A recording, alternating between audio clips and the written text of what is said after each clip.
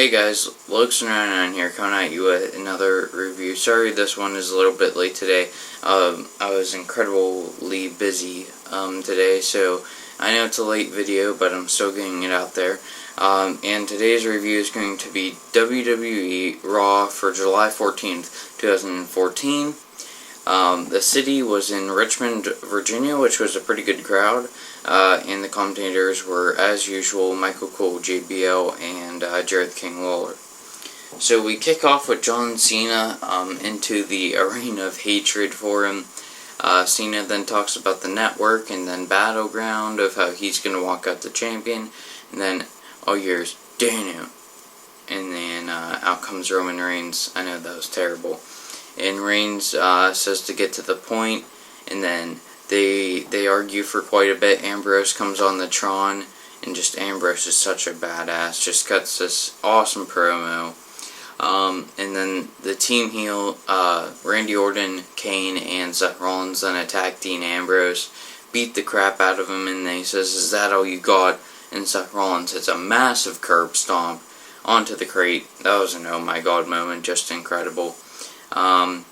It was an awesome segment, not really the Cena and Reigns part, because it really didn't progress. I mean, it sort of did, but we've seen this before where they argue who's better with each other. And it got me excited for the main event just a little bit more. I'm still not that much excited for it. And then Ambrose and Rollins is just so awesome. I can't wait for that match on Battleground. And, you know, the beat-up was pretty brutal there. Sheamus versus Miz, that was the first match. And I may be the only one, but I think this new Miz gimmick could actually work, and I think he actually has a chance of winning the Battle Royal. And I kind of like him with this gimmick. I think it fits his character, you know, cocky, annoying, you know, it just fits him. And then Sheamus has had some great matches lately, especially with Del Rio, so I expected this one to be at least good, and it ended up being. Sheamus starts off with a shoulder block, back elbow, and then they start to brawl for a little bit, and then Miz hits a nice barricade row, and then hits a double axe handle for one. Sheamus then hits a rolling senton. I love that move. I think it's so cool. It's one of my favorite, like, just normal moves that you see.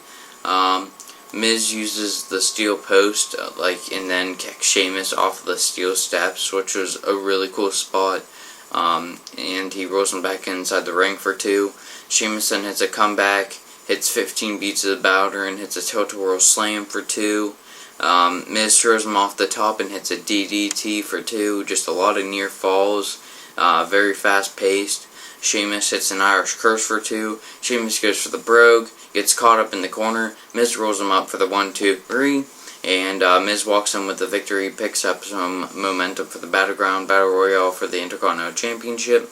And I was surprised Miz won, because I really thought Sheamus was going to win, but I saw that they're going to, like, set up a little mini feud for these two, which I think is good. I think Miz is perfect for the United States Championship, and both the United States Championship and Intercontinental Championship if Sheamus wins and unifies the belts. This was just an awesome match. I actually really enjoyed it, and it built up the Battle Royal, and then we see the Authority talking backstage, the first of many tonight. Dolph Ziggler versus Fandango. Again, this was building up to the Battle Royal, and I just like of how they're investing a lot into this, not only Battle Royal, but this storyline with Fandango and Ziggler in between. Ziggler has a huge hip toss at the beginning, Fandango dominates for a little bit, Ziggler hits a nice clothesline, goes into the corner real hard, took a real nasty bump there. Summer and Layla, oh my... They distract Fandango, and this was just, I was sweating. It was just so hot. They were like dancing on the announce table, and it was just so hot. But they ended up, see, now I'm distracted, just like of how Fandango was. Yeah, they distract Fandango, and Ziggler hits the Fame-Master for the win, which I think is one of the very few times he won with the Fame-Master. I think he did before against Sandow once. It was a decent match as it lasted, and the storyline is... I'm not sure where it's going, but I actually am kind of intrigued to it. I think the Divas are really stepping it up. I mean, we have 4 storylines. One is on the pre-show, a match is on the pre-show. I'm pretty sure Summer and Layla are going to be involved in the Battle Royal, and AJ and Paige are going to have a title match on the card, which is, I think is going to be awesome. And then you have a match that could lead to Stephanie McMahon making her return to face Brie Bella at SummerSlam. So it's just really incredible that the Divas are really stepping it up and now are being invested into and are actually have time for these storylines and stuff. It was just so hot though. And then Rose and Sandow promote Sonic. I just feel bad for him. They just don't. They both don't deserve the terrible segment. I know it fits Rose's character, but still, I don't know. I just don't think Sandow doesn't deserve this, but I'm not going to complain about it because everyone does all the time, so I'm not going to, what's it called, beat the dead horn or whatever, play the dead horn, whatever it is, whatever that saying is. Especially because they're both in the Battle Royal too, so this was kind of a weird way for them to get on the show. Then the Wyatts attack the Usos.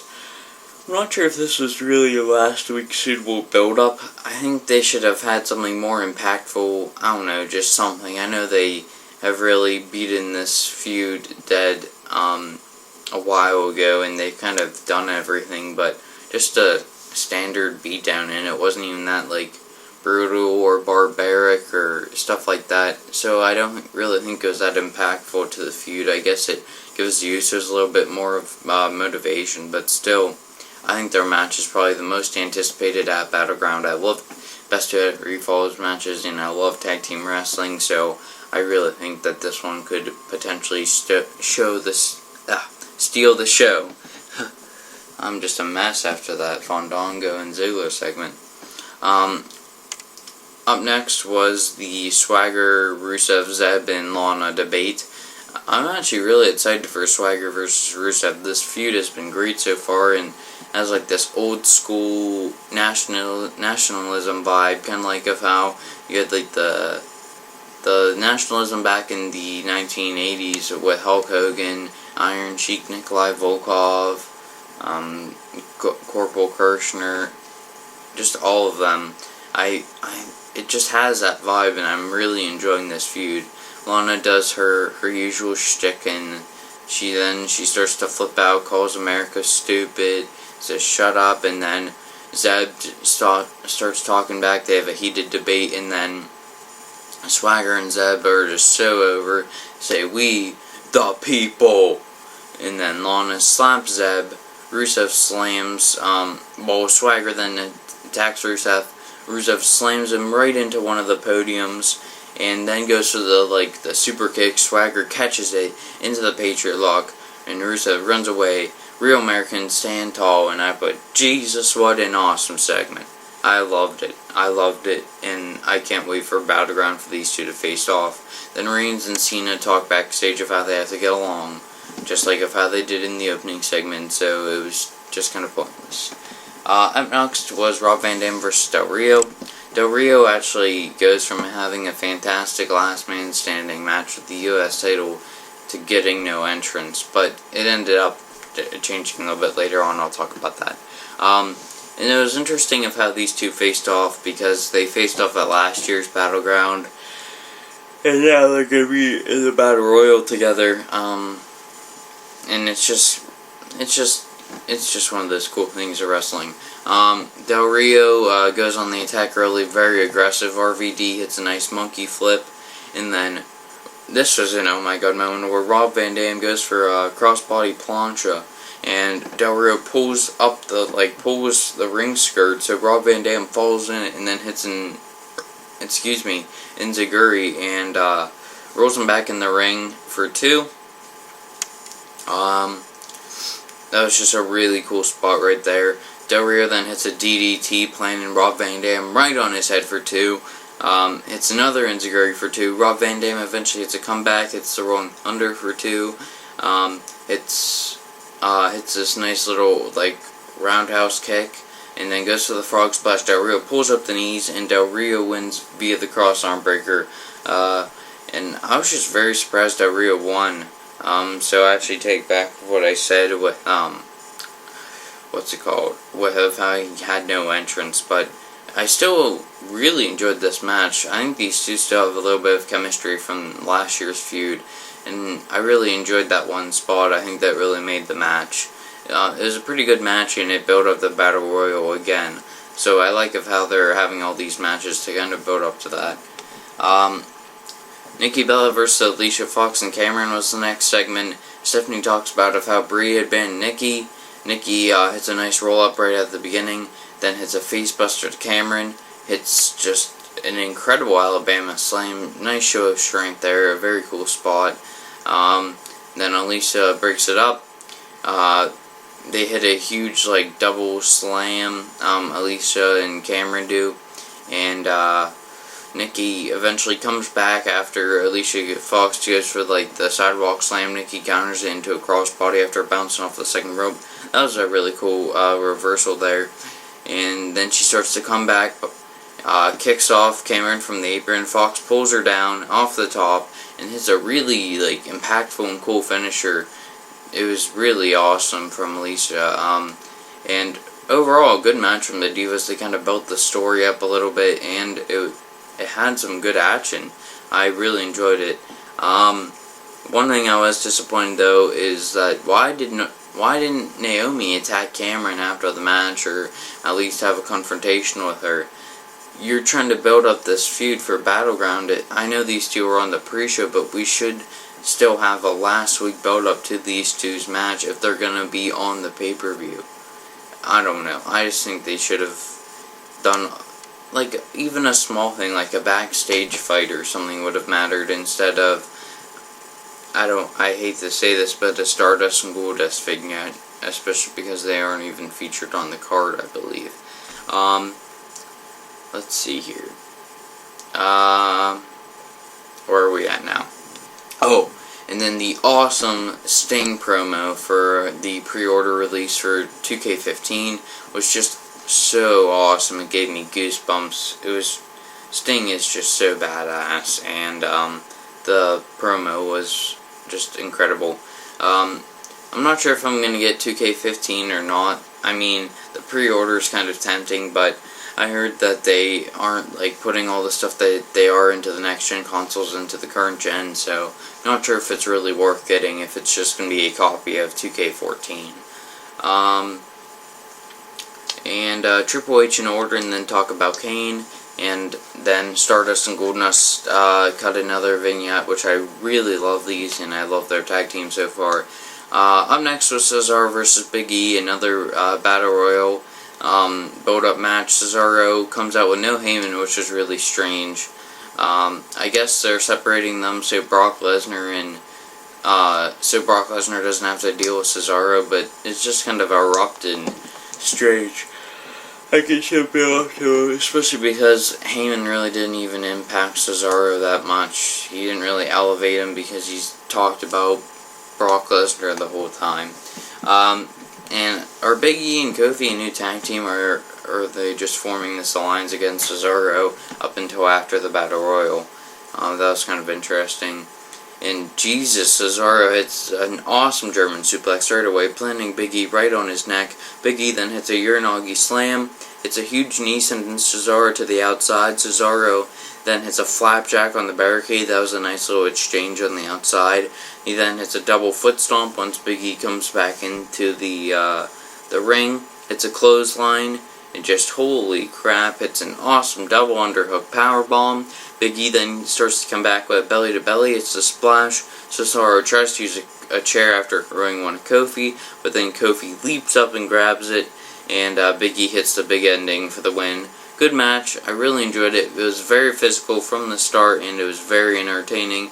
Like I said, it built up the Battle Royal, and in my personal opinion, I think Cesaro is a a heavy favorite to win the Battle Royal, especially because he won the Andre the Giant Battle Royal, so like they could make him like not only the king of swing, but the king of Battle Royals. I don't know, just something to add a new dimension to his character, I think. So, up next was probably one of the most awesome segments of the night, where Jericho demands answers from the Wyatts.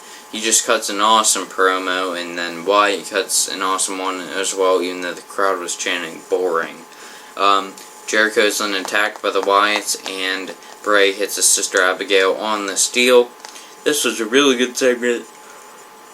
Excuse me, I'm super tired. Really good segment. Their match is probably one of the most anticipated at Battleground, and this could be potentially Feud of the Year.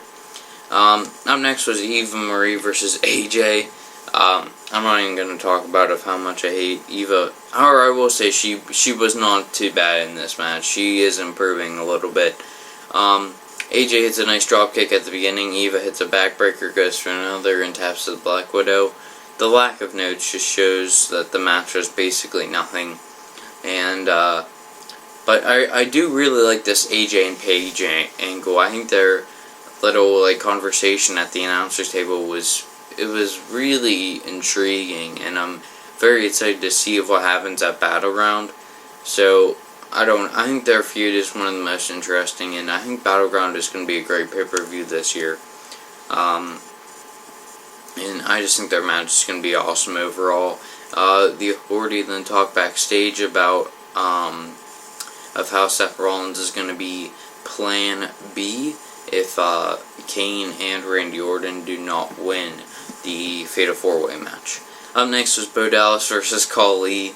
I've said it before and I'll say it again. Bo is just hilarious. His expression when Khali's music hit was just completely priceless.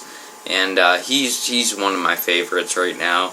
The chopping changes was just so funny, where Khali hit a bunch of chops. Bo was like screaming, and then Bo hits like these tiny chops all over Khali. And